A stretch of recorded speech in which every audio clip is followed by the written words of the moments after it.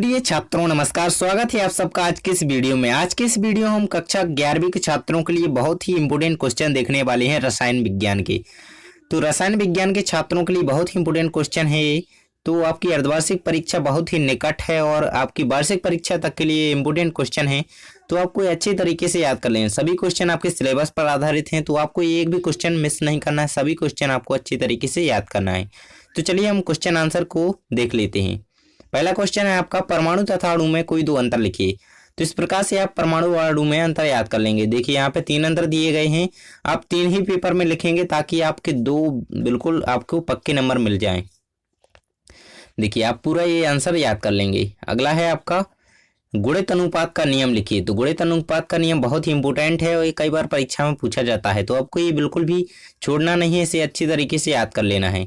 गुणित अनुपात का नियम, इस नियम के अनुसार जब दो तत्व परस्पर संयोग करके 2 या 2 से अधिक यौगिक बनाते हैं, तब एक तत्व के भिन्न भिन्न द्रव्यमान जो दूसरे तत्व के निश्चित द्रव्यमान से संयोग करते हैं, परस्पर एक सरल गुणित अनुपात में होते हैं। तो ये है आपका गुणित अनुपात का नियम, आपको इसी प्रकार से इसे याद कर लेना है। अगला क्वेश्चन है हमारा, स्थिर अनुपात का नियम लिखिए। स्थिर अनुपात का नियम यहाँ पे दिया गया है, प्रत्येक समीकरण रासायनिक यौगिक में उसके अवयवी तत्व भार अनुसार सदैव एक निश्चित अनुपात में पाए जाते हैं, चाहे वह यौगिक किसी भी विधि से प्राप्त किया गया हो। तो ये आपका स्थिर अनुपात का नियम हो जाता है। द्रव्यमान संरक्षण का नियम भी आप यहाँ पे देख लेंगे, ये कई बार परीक्षा में पूछा गया है, तो आपको इसे बिल्कुल भी नहीं छोड़ना है, अच्छी तरीके से इसे याद कर लेना। और यदि अभी चैनल पर आप नए हैं तो सब्सक्राइब करके बेल आइकन को प्रेस कर लीजिए, ताकि आपकी परीक्षा के लिए सभी विषयों के यहाँ पे आपको इसी प्रकार से इंपॉर्टेंट क्वेश्चन पेपर के लिए मिलते रहें। तो सब्सक्राइब करके रखिए और वीडियो को अभी तक लाइक नहीं किया है तो लाइक कर दीजिए। अगला क्वेश्चन है आपका, सार्थक अंकों से आप क्या समझते हो। सार्थक अंक वे अंकपूर्ण अर्थपूर्ण अंक होते हैं जो निश्चित रूप से ज्ञात हों। अनिश्चितता को व्यक्त करने के लिए पहले निश्चित अंक लिखे जाते हैं, सभी गैर शून्य अंक सार्थक अंक होते हैं। तो आप इसका उदाहरण भी यहाँ पे देख लेंगे। मूलता से क्या समझते हैं, इसका मात्रक लिखिए। तो किसी विलयन के 1 लीटर आयतन में उपस्थित विलय के मोलों की संख्या उस विलयन की मूलता कहलाती है, इसे कैपिटल M से दर्शाते हैं। तो इस प्रकार से मूलता का सूत्र नीचे हो जाएगा और इसकी परिभाषा, तो ये इंपॉर्टेंट है, आपको इसे नहीं छोड़ना है और अच्छी तरीके से इसे याद कर लेना है। अगला क्वेश्चन है, परमाणु संख्या क्या है, परमाणु क्रमांक किसे कहते हैं।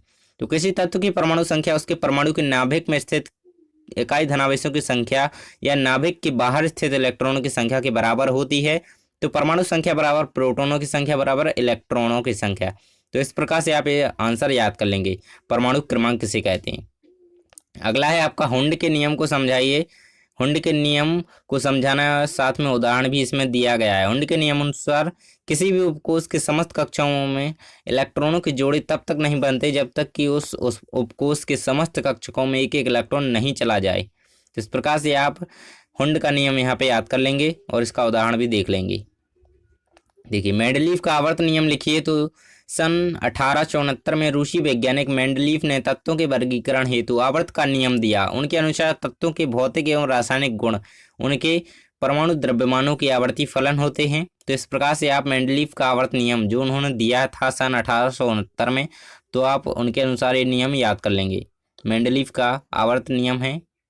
अगला क्वेश्चन है आपका, विकर्ण संबंध कैसे कहते हैं। Very very most important question है विकर्ण संबंध।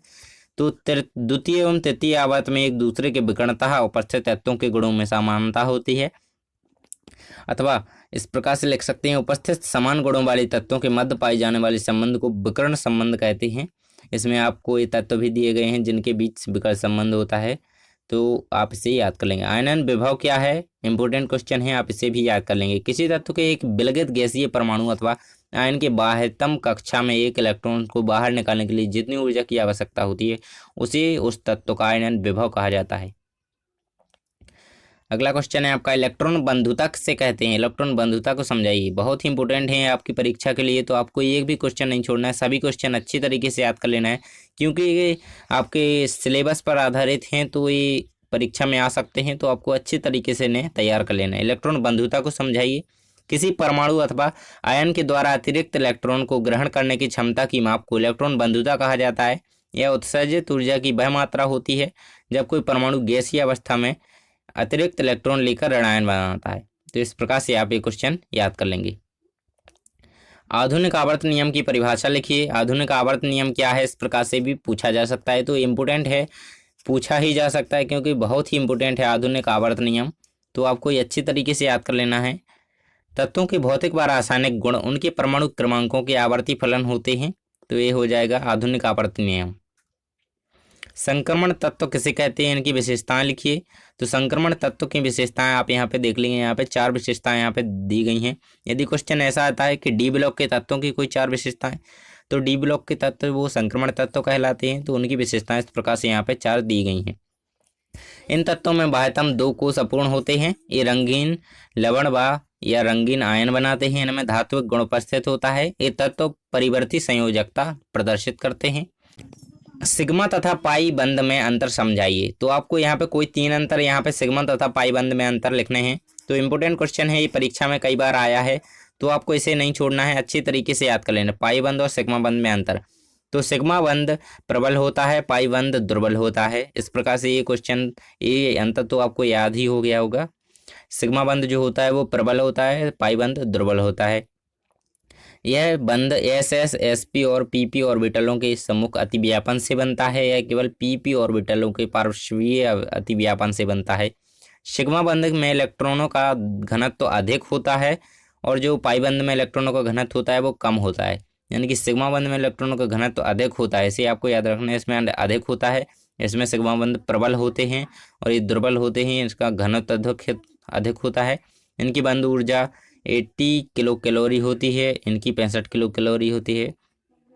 तो ये भी आप याद रखेंगे। इस प्रकार से आप यहाँ पे 5 अंतर इनमें देख लेंगे, 5 याद कर लेंगे ताकि आप 3 तो परीक्षा में अच्छी तरीके से लिख ही आए। अगला है अनुनाद किसे कहते हैं। बेंजीन में अनुनादी संरचनाओं को सब बनाइए।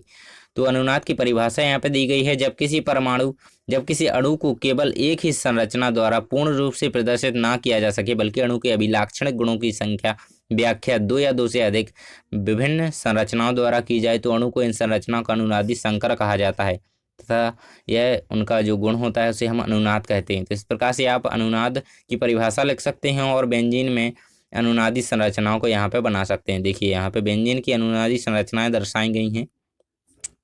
तो आपके इम्पोर्टेंट क्वेश्चन जो भी आपके 1, 3, 4 पार्ट तक जो भी आपके थे वो मैंने यहाँ पे बता दिए हैं। अगली वीडियो में इससे आगे जो आपके आने हैं परीक्षा में, उनको मैं इम्पोर्टेंट क्वेश्चन को जल्द ही अपलोड करूँगा। तो चैनल को सब्सक्राइब नहीं किया तो सब्सक्राइब करके वीडियो को लाइक कर दीजिए और मिलते हैं अगले वीडियो में। Thanks for watching.